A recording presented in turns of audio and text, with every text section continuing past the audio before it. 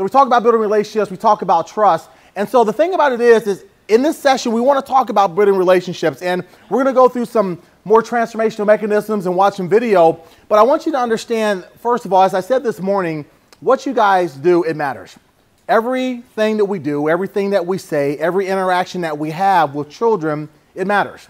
And when we begin to look at that, we begin to look at ourselves from a higher sense of purpose, and we help kids to reach what we call self-efficacy. And it simply means reaching the apex of their greatness, understanding that we're here for something bigger than ourselves.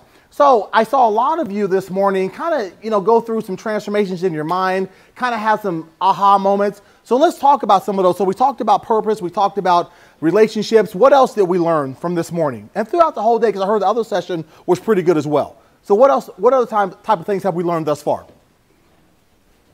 Yes?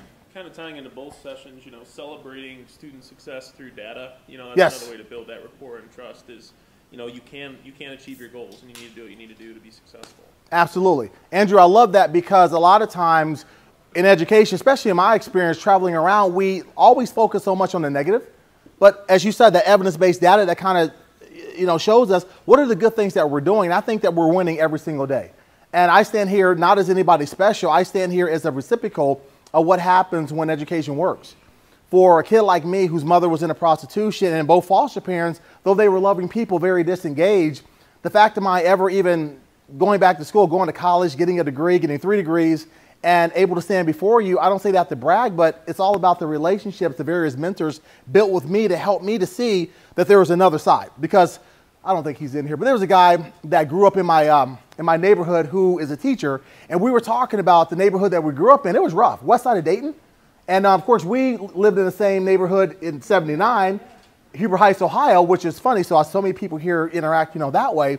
So the thing about it is the whole philosophy now is looking at purpose-driven information, and organizations who are going to the next level is about, we call highly successful organizations pride themselves in what we call directional purpose. And this is from a guy who I really love and admire, Roy M. Spence, who really talks about this whole aspect of what, directional purpose and organizational pride and looking at purpose from a higher perspective.